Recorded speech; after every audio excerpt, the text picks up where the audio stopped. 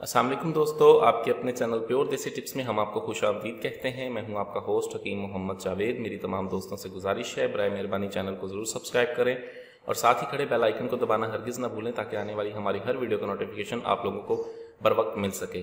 दोस्तों, आज का हमारा जो नुस्खा है वैसे तमाम तर अफराद के लिए है जिनका वक्त ख़ास बहुत ही ज़्यादा कम है और जिनको अक्सर शर्मिंदगी का सामना करना पड़ता है। तो ये जो हमारा नुस्खा है इसको आप आर्जी तौर पर भी इस्तेमाल कर सकते हैं। ठीक है, ऐसे तमाम तरह अफराद जो आर्जी तौर पर वक्त ख़ास को बढ़ाने के लिए गोलियों का इस्तेमाल करते हैं वो भी इसको इस्तेमाल कर सकते हैं। इसका कोई साइड इफ़ेक्ट, किसी किस्म का कोई नुकसान नहीं है।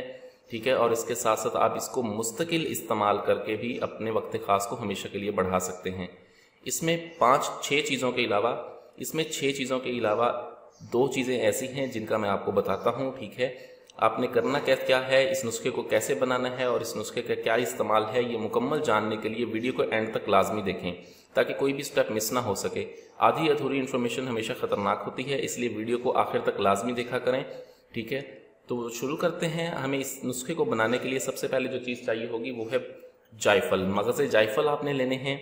ठीक है, उसके बाद जो है असगंध का आपने इसमें इस्तेमाल करना है।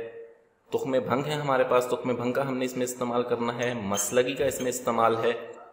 जवत्री का हम इसमें इस्तेमाल करेंगे। ज़ाफ़रान का हमने इसमें इस्तेमाल करना है। और इसके अलावा एक चीज़ जो है वो हमने लेनी है अफ़ीम हमने लेनी है 3 माशा। ठीक है, ये 7 चीज़ें हो गई हैं। आपने करना ये है कि पहले इन तमाम 6 चीज़ों को आपने अलग अलग बिल्कुल बारीक सफ़ूफ़ बनाना है। बिल्कुल बारीक सफ़ूफ़ बनाने के बाद आपने इसे कप्पड़ छान करना है। अब कप्पड़ छान करने के बाद आप इनका वज़न कर लें। ठीक है, कि आपके पास 3-3 माशा तमाम चीज़ें जो है वो होनी चाहिए। ठीक है, जब ये तमाम चीज़ें आप अच्छी तरह से बिल्कुल बारीक सफ़ूफ़ बना लें उसके बाद आप इसे मिक्स करें। फिर हमें चाहिए होगा शहद हमें चाहिए होगा हस्बे ज़रूरत। आपने इस पेस्ट में शहद डालना है और शहद को इतनी मिक़दार में डालना है कि ये गाढ़ा सा पेस्ट बन सके और इसको आपने खरल करना है ताकि ये गोलियां बनाने के काबिल हमारे पास एक मजबूत और गाढ़ा पेस्ट बन जाए।